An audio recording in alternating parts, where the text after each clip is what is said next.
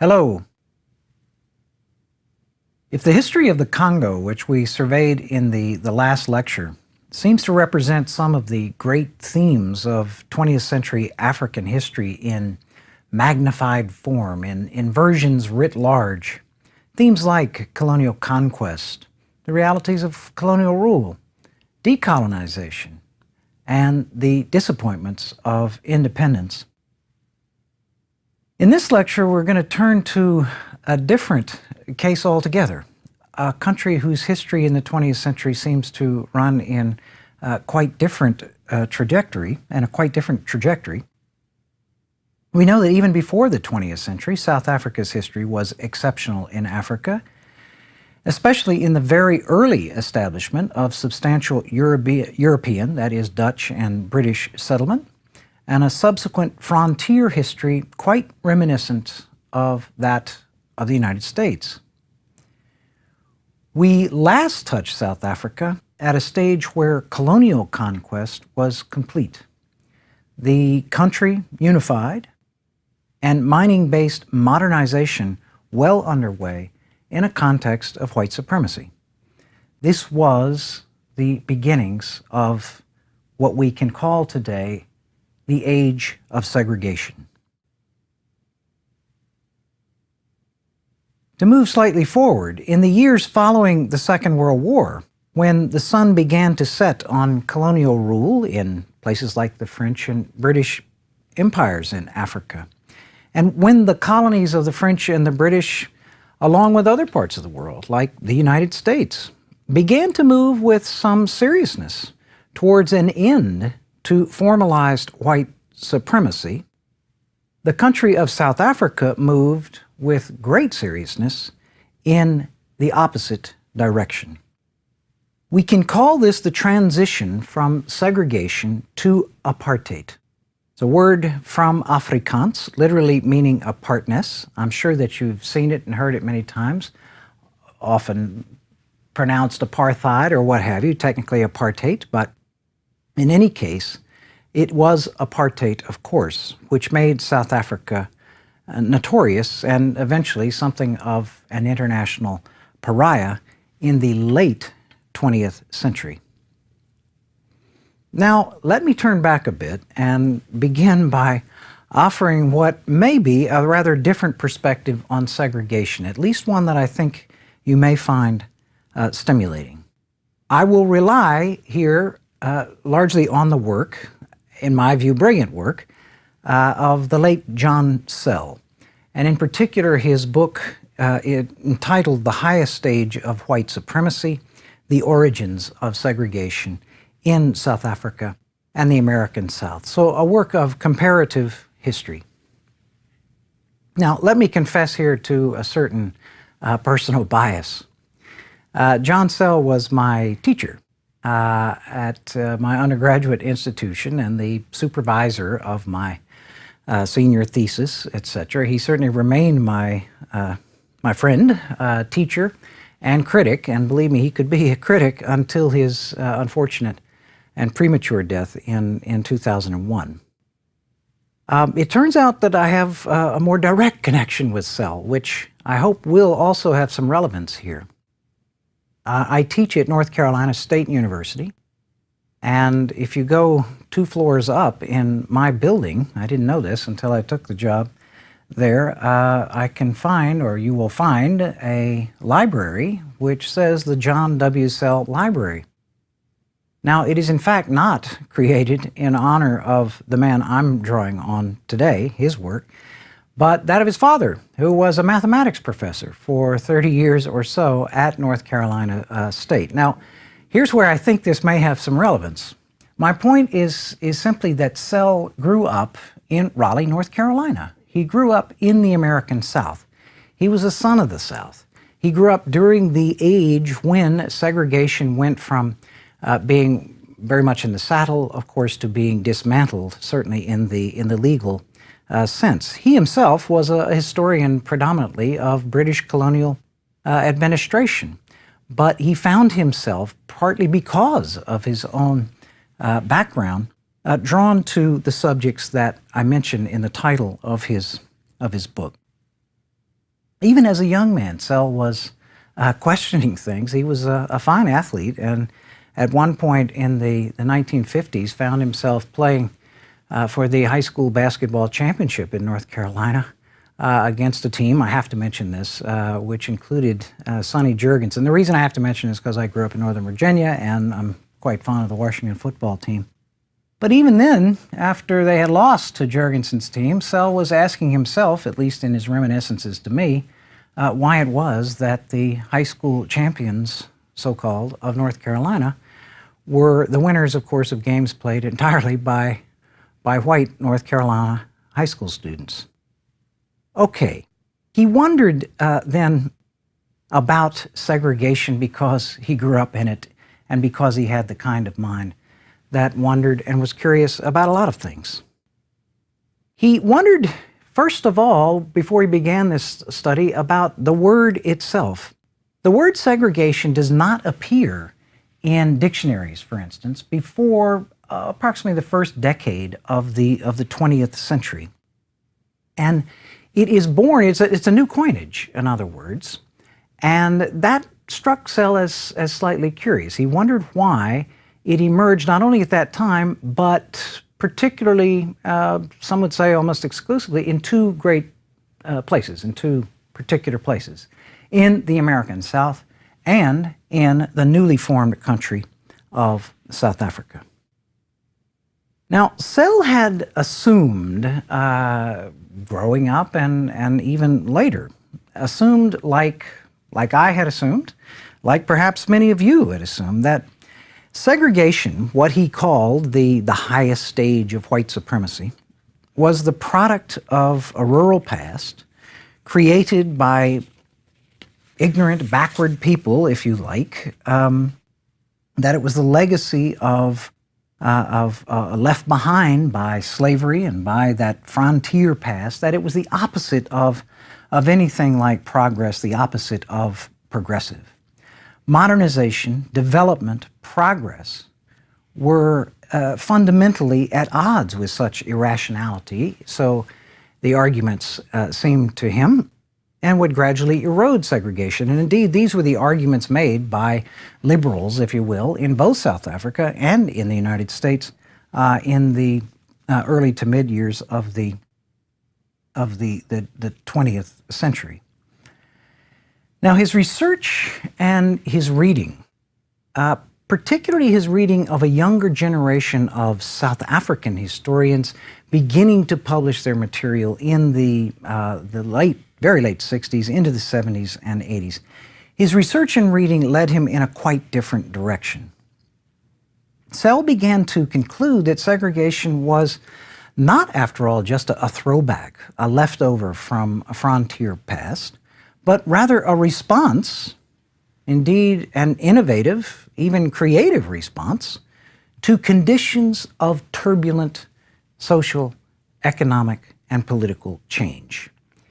Spurred in both cases, in both the South African case and the Southern American case, by the onset of substantial urbanization and industrialization. Now, again, I don't want to suggest that Sell overstated this. He states quite clearly in the first pages of the book that it was the ideology of white supremacy, of white racism, if you like, which was the driving force of segregation. But he wondered why it didn't result in other kinds of alternatives that might have been entertained after the ending of slavery, for instance, such as deportation. At one point, he even wondered about genocide. And when his editors, he told me, questioned that this was really not something remotely conceivable. In the case of the U.S. Case, for instance, he had an answer, I think, born from the 20th century, and that was, how many did Hitler kill? In other words, segregation represented one path which white supremacy might take, and it was his association or his discovery that it seems to emerge and be identified not so much with these cultural atavisms, with these throwbacks, these leftovers, but rather with the emergence of cities, the emergence of factories, with modern infrastructure, even with progressive politics in many cases. Segregation, then, he concluded, represented, in a nutshell, the modernization of white supremacy. Racial discrimination was not necessarily incompatible. It was not necessarily any rationality that would be eroded by economic development. Not incompatible with that. Indeed, it might actually contribute to economic growth and development. And this was an idea that he definitely did take from the South African scholars I mentioned a moment ago. For instance, through the creation of an inexpensive supply of labor as a factor fueling economic growth and development at the macro level. Now, segregation, of course, often taken to be separation. Again, he asked himself, and I ask you to ask yourselves, why it is that there was the coinage of a different word then, if it was simply separation. Now, don't get me wrong or get Sell wrong. There was obviously separation in many and numerous spheres. There was clearly separation in legal ownership of land, in residential life, in education, and so on. But his argument is that, again, at the macro level, in the overall view of these societies in the stages of history that they were going through, that these societies were actually being knit together more closely than they had been in the past, that they were becoming more, not less, intertwined, that there were greater levels of mutual dependency, particularly in South Africa, perhaps, with its dependence on labor, than had been the case in the past. More intertwined, more, if I can use the word, more integrated, if you like, but integrated unequally. He asks us to think of segregation then as unequal integration. And at one point he puts it this way: if the groups that compose society, these societies, were truly separate, if they really lived their lives apart, if economy and society were truly plural or dual, there would be no need for segregation. Now, in the South African case, the racial pillars of the segregated society, a society, again, in the aftermath of the discoveries of gold and diamonds, a society is increasingly driven by an urban industrial dynamic.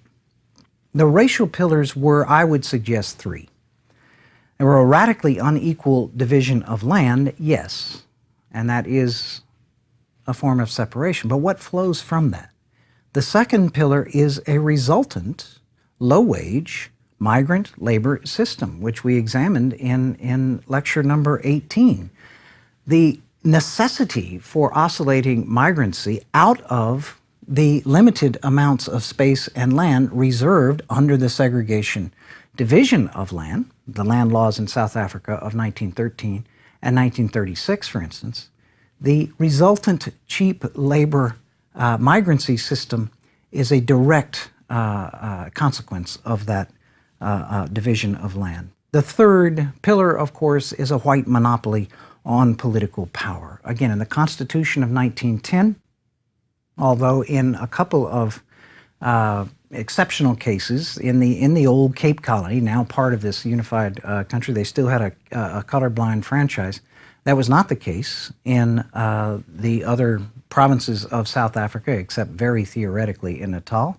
In the Orange Free State and in the Transvaal, there's a straightforward racial exclusion on voting. Even if you could vote for members of parliament, let's say, and you were an African or a so-called colored, and a few could for a number of years still, based on income, education, and so forth, you could vote only for white candidates. Again, by law in that 1910 Constitution, all members of parliament were required to be white. So three pillars of segregation: the unequal division of land, the migrant labor system, and the white monopoly on political power. Now, if that's the case of segregation, or if that is a capsule characterization of segregation, what then is the significance of the move from segregation to apartheid? The The shift is usually marked with the South African election of 1948, which brought the so-called purified Afrikaner Nationalist Party to power and marks the onset of apartheid as the official policy of the Union of South Africa. It is common to refer to that election of 1948 and to that year of 1948 in many analyses I have heard and read as a watershed in South African history. I do not accept the watershed metaphor. After all, the watershed metaphor is based on the assertion that the water, if you like, that is events, ideas, the tide of history, trends, call it what you like, that the water in those senses is running in a fundamentally different direction on one side of the divide compared to the other. It's obviously an image drawn from geography and ridges and watersheds and so forth. So again, the notion of a watershed, that the tide of history, events, ideas running in fundamentally one direction on one side of the watershed event or year or marker, running in a fundamentally different way on the other. But I would argue that the trend in South Africa after 1948 was not fundamentally different from before that time. The pillars of apartheid, the land, labor, and power features I just mentioned, were the same pillars of segregation and had been solidly erected in the segregation era. I would like to try to demonstrate that by going back to the segregation era to a speech by Jan Christian Smuts, who was the loser in the 1948 election. That is, he lost to those who were interested in imposing apartheid. But this is a speech that Smuts made long, long ago. Smuts had a very long and distinguished career. He first made a name fighting the British in the Boer War back in 1899 to 1902. Went on to become a distinguished philosopher of science and eventually a world statesman. This is from a speech he made in 1917 in London while on a visit there. And he outlined the future South Africa towards which they were working. His words: "You will have large areas cultivated by blacks and governed by blacks, where they will look after themselves in all their forms of living and development, while in the rest of the country you will have your white communities which will govern themselves separately according to the accepted European principles. The natives will, of course, be free to go and work in the white areas, but as far as possible, the administration in white and black areas will be separated such that each will be satisfied and developed according to its own proper lines." And this notion of the development along your own lines is very typical of the language of segregation. But of course, the crucial sentence there is, the natives will, of course, be free to go and work in the white areas. By the million. These were societies that were becoming more interdependent, more intertwined, and again at the macro level, being integrated, though obviously unequally. Sell commented that not even Dr. Hendrik Verwoerd, who is considered the great theorist of apartheid in the 1950s and 60s, really improved upon General Smuts's formulation. So I think that the pillars are there. We can ask then, what is the significance of 1948? I would say that what was different was the deadly serious effort by South Africa's new rulers to intensify every form of racial discrimination, but more important, in my view, most important, to make white supremacy permanent. This was a project to seal off the future, as it were, to craft a final solution. Now, I'm aware of the gravity of that term, final solution, and I'm obviously not discussing genocide here. Again, that's not the name of the game here under segregation or apartheid in anything like the literal sense, precisely because of the mutual dependency. But I do mean it was intended to seal off the future, to create a final bearing, a final parameters, a set of final parameters, if you like, in which South African life and history would go forward. Now, to these ends, the National Party government passed an avalanche of new legislation in the 1950s designed to regulate every aspect of race relations. Miscegenation and intermarriage were outlawed. There was to be total separation of every form of public amenity and in urban residential areas. So this is the era when the park benches begin to be painted over, or the signs pointing people to toilets, or the water fountains, let alone the buses and restaurants, et cetera, with, you know, literally whites only, blancs only in Afrikaans, or nie blancs, non-whites only, Bantu colored and Asian only. This is the apartheid of the signs. That is what some analysts call petty apartheid. Not that it's unimportant, although its importance is less than what I'll call grand apartheid in a moment. In the education sphere, so-called Bantu education under the new rulers in the 1950s emasculated the mission-based but quite open-ended, that is, no ceiling for the rise of black students under those mission-based systems, emasculated that schooling available to blacks and imposed what one critic, Trevor Huddleston, the Anglican bishop there in the 1950s, called education for servitude.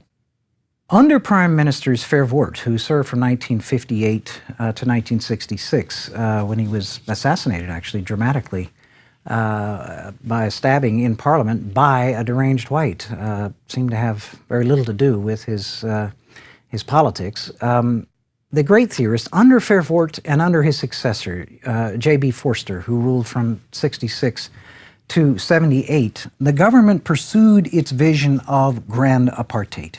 Each of South Africa's 10 major Bantu ethnic groups, or tribes if you like, the Zulu, the Xhosa, the Venda, Ndebele, etc., would ultimately find its political destiny in its own homeland. That is, its portion of the land originally set aside as reserves for blacks in the land laws of 1913 and 1936. The terminology here went from reserves to so-called Bantustans and ultimately to homelands. And again, you can hear the echoes there from Smuts's formulation much earlier of the ultimate political destiny being devolved away from South Africa proper into these homelands. Indeed, 4 of the homelands eventually were declared to be independent by the South African government. No other country in the world recognized them. But South Africans literally lost their citizenship, including millions of people who had never actually seen the homelands because they and their parents and grandparents had lived in the cities. This was divide and rule with a vengeance. Again, I repeat, there was to be no common political future. Since all 10 homelands combined constituted only 13% of South Africa's total land area, designed in theory to accommodate 75% of the population, there was in fact no actual possibility that all of the tribespeople, so-called, assigned to a given homeland could actually make a living there. They would need to continue to migrate and work in so-called white South Africa. The architects of apartheid therefore never entertained the notion of ending their dependence on black labor. This was not true total separation, but an elaboration on continued unequal integration. Now, needless to say, South Africa's non-white population, the so-called blacks, so-called coloreds, and Asians, did not take all of this lying down. A new generation of black activists coming of age in the 1940s and 1950s injected a new strain of militance and, understandably, as apartheid set in, a new tone of urgency to protests in the name of equality. Within the African National Congress, which had been founded way back in 1912 and was part of that first generation of petitioning elite style of protest, within the ANC, this change was symbolized by the mass party but nonviolent vision of the Youth League and of one of its founders. And at this point, I'd like to quote Mandela, speaking of this point of his life when he became politicized at some length. And this is from his autobiography. He says, "I cannot pinpoint a moment when I became politicized, when I knew that I would spend my life in the liberation struggle. To be an African in South Africa means that one is politicized from the moment of one's birth, whether one acknowledges it or not. An African child is born in an Africans-only hospital, taken home in an Africans-only bus, lives in an Africans-only area and attends Africans-only schools if he attends schools at all. When he grows up, he can hold Africans-only jobs, rent a house in Africans-only townships, ride Africans-only trains, and be stopped at any time of the day or night and be ordered to produce a pass, failing which he will be arrested and thrown in jail. His life is circumscribed by racist laws and regulations that cripple his growth, dim his potential, and stunt his life. This was the reality, and one could deal with it in myriad ways. I had no epiphany, no singular revelation, no moment of truth, but a steady accumulation of 1,000 slights, 1,000 indignities, 1,000 unremembered moments produced in me an anger, a rebelliousness, a desire to fight the system that imprisoned my people. There was no particular day on which I said, "From henceforth I will devote myself to the liberation of my people." Instead, I simply found myself doing so and could not do otherwise. Throughout the 1950s, these activists constantly escalated their own campaigns in response to the government measures. They had names like the Program of Action, the Defiance Campaign. In 1955, the ANC and allied organizations adopted the Freedom Charter, a virtual constitution for a future non-racial, egalitarian South Africa. The dialectic going on here of move and counter-move, government moves, protesters' response, opposition moves, government response, and so on. This dialectic reached a climax at a place called Sharpeville, south of Johannesburg in 1960, where police opened fire on unarmed protesters of the hated pass laws. This was the identity booklet that all South Africans had to carry, giving them the right to be in a city, for instance, or not. Opened fire and shot 69 dead, many of them in the back. In the aftermath, the government took all gloves off, banning the ANC and many other movements, the PAC, the Communist Party, and so on, and moved with a great deal of firmness towards tactics they had not utilized before: detention without trial, the increasing use of interrogation involving torture, and so on. For their part, Mandela and his peers concluded that they had closed a chapter on the question of nonviolence. And indeed, I'll turn again to his own explanation of this. He said they'd, quote, come to the conclusion that as violence in this country was inevitable, it would be unrealistic and wrong for African leaders to continue preaching peace and nonviolence at a time when the government met our peaceful demands with force. This conclusion was not easily arrived at. It was only when all else had failed, when all channels of peaceful protest had been barred to us, that the decision was made to embark on violent forms of political struggle and to form Umkhonto weSizwe. Now, Umkhonto weSizwe means the spear of the nation. MK for short in its abbreviations. Umkhonto weSizwe became the military arm, the military wing, if you like, of the ANC from the early 60s on. And this obviously represented a very sharp turn indeed for that historic organization. There was now then a very thoroughgoing polarization in South Africa. The notion that nonviolent or constitutional or peaceful avenues of protest might get anywhere seemed to have reached a dead end. Again, both sides shift their tactics and their strategies quite dramatically at this turning point around 1960 or so. Again, compare that to what's going on in so much else of Africa to the north around 1960 or so. Polarization. After some initial successes in a sabotage campaign, Mandela and other top leaders were caught, tried for treason, and sentenced to life in 1964. And again, I'll just quote him one more time, his statement at the time of his sentencing.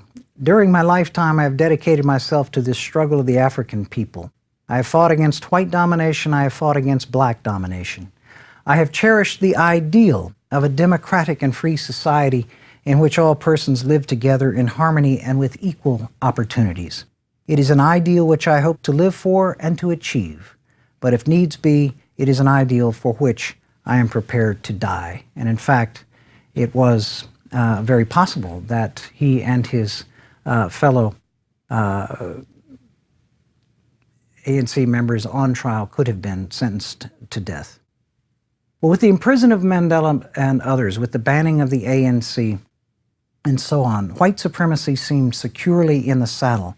Indeed, in the rest of the 1960s and 70s, things were eerily quiet. I started this with a comparison between the United States and South Africa, but if you compare them in the late 60s and early 70s, they're completely different. There's the era of very strident protests, for instance, in the U.S., and very little upfront in South Africa. Economically, South Africa prospered as never before, demonstrating again, perhaps, that racial oppression could be quite compatible with economic growth and one form of development. Thank you.